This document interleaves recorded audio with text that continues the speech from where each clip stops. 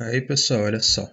Agora, né, para a gente ver algumas das principais figuras de linguagem aí que aparecem no Barroco, certo? As principais mesmo, né, uma ou outra que aparecer, conforme a leitura dos textos que a gente for fazendo, a gente desvenda ali junto, relembra junto, certo?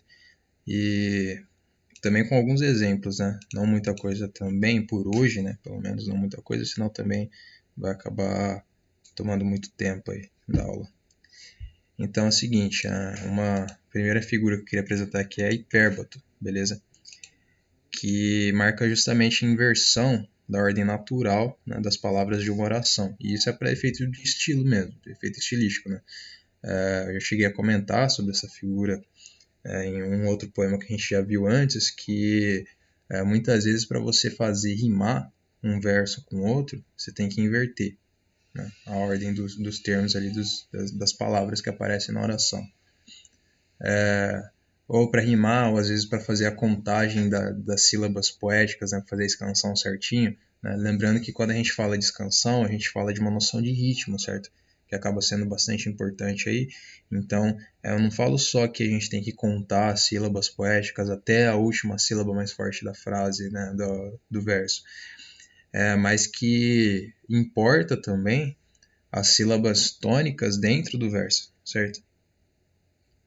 Então, quando a gente pensa ontem eu comi feijão, ou eu comi feijão ontem, por exemplo, né?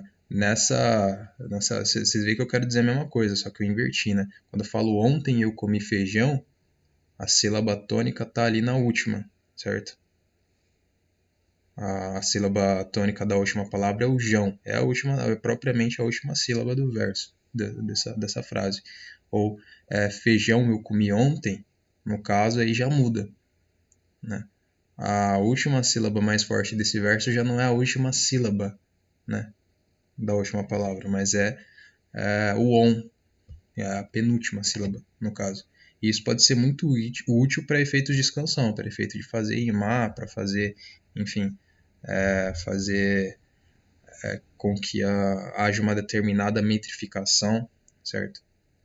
Uma determinada ênfase em algumas sílabas específicas. E aí, no caso, né, quando a gente pensa na ordem direta de uma frase, né, na ordem direta de uma oração, a gente pensa que é o seguinte, né? Quando eu falo eu comi feijão ontem, o que eu estou fazendo? Eu estou colocando sujeito, eu comi, que é o verbo, né? Logo em seguida. E depois um complemento, né? Que seria ou um objeto direto ou indireto. No caso, eu comi feijão. E, por último, um adjunto adverbial. Ontem, beleza? Um exemplo eu joguei futebol ontem à noite.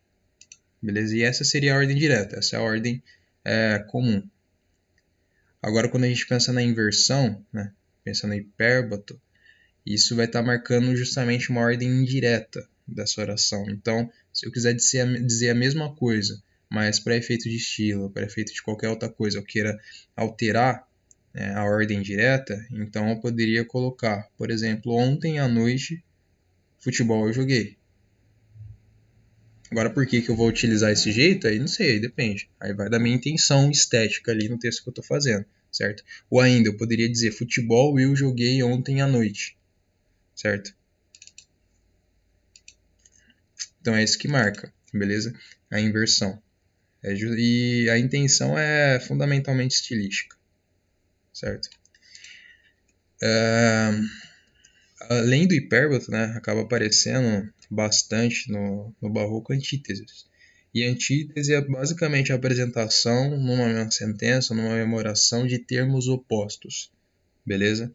Um exemplo simples de antítese é Sol e Lua, ou vida e morte, ou um dia a gente ri, no outro a gente chora, ou ainda a vida é composta de tristezas e alegrias, onde tristeza e alegria são termos opostos, beleza? Onde rir e chorar são termos opostos. Onde vida e morte são termos opostos, onde sol e lua são termos opostos. Beleza? Agora, a próxima figura de linguagem que é bastante importante da gente ver, da gente entender, né, é o paradoxo, já é um pouco mais complicado que essas duas, né?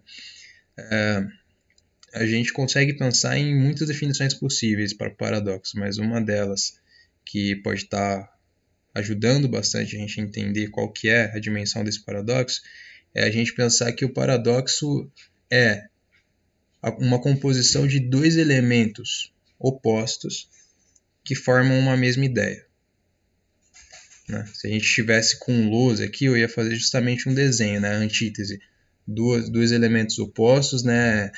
Um de cada lado da lousa ali, separados. E no paradoxo eu coloco dois elementos opostos, um de cada lado ali separados, mas que vão se ligar, vão se juntar. Né?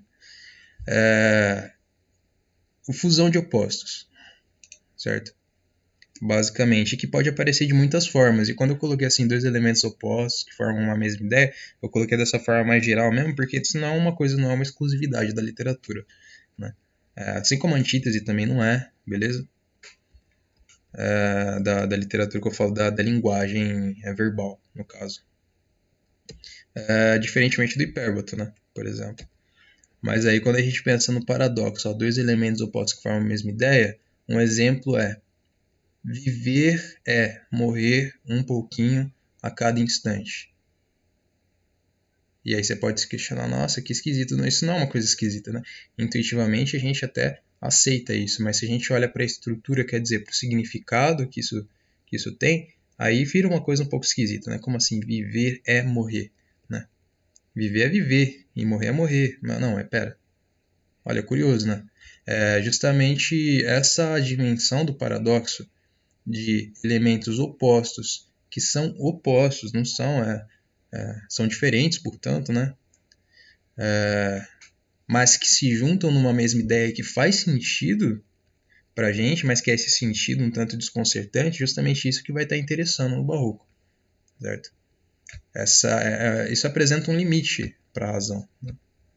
Pelo menos para aquela razão que a gente pensa que o Renascimento coloca, por exemplo.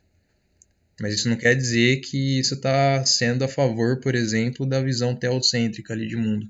Na verdade, não, só está mostrando justamente que são coisas opostas, né? Tanto a visão teocêntrica quanto a visão antropocêntrica são, entre elas, né, uma oposição. E se há uma oposição entre elas e são discursos tão diferentes, né, mas ao mesmo tempo, sabe, não dá para saber quem está certo, há até uma intenção de tentar juntar as duas coisas, de tentar juntar, por exemplo, vida espiritual, vida terrena, né? Mesmo que seja admitida alguma espécie de impossibilidade ali naquele momento. A gente vai ver poema, por exemplo, do Gregório de Matos, e que ele vai fazer questão de utilizar o paradoxo para tentar fazer uma ideia de união possível entre o pecador e Deus, por exemplo. Porque vai usar um pouco aí vai usar até um pouco de pilantragem mesmo, né? Tipo aquela fita mesmo, aquela ideia, aquele exemplo que a gente pegou, né? De ser sair pra estragar numa noite aí e tal, mas acorda no dia seguinte e pensa, nossa, mano, acho que é melhor pedir perdão e tal, tá ligado?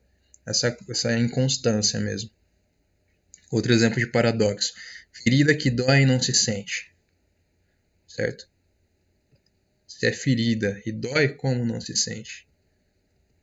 Mas se tratando do texto lá que está falando sobre amor, faz sentido, certo?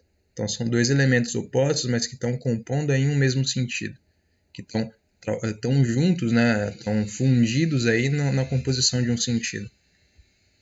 E contentamento e descontente também, por exemplo, certo? E a gente pode ver diversos exemplos, né? Exemplos até mais complexos de paradoxos, mas aí eu acho que é bom a gente parar por aqui, senão também vai ficar o nosso tempo de aula muito longo, muito extenso, que eu já até acabei passando um pouco. Mas é isso, e aí a gente vai trabalhar nos textos propriamente ditos, beleza? Nos textos propriamente ditos ali na próxima aula a gente vai estar trabalhando, resolvendo exercício, né? E vendo a partir do texto o Gregório de Matos e o Padre Antônio Vieira, e a gente consegue encerrar pelo menos essa parte mais importante aí. Mas antes, ó, só um exemplo, né? Numa poesia lírica amorosa do Gregório de Matos, que a gente vai ver o que é especificamente depois, olha aqui. Neve ardente, né? Pois, para temperar a tirania como quis que aqui fosse a neve ardente, permitiu parecesse a chama fria, certo? o significado geral no poema e tal, a gente vê na próxima aula, mas encerra com 2 paradoxos aqui, né? Esse soneto, por exemplo. Neve ardente e chama fria, que está falando propriamente do amor. Mas é isso, pessoal.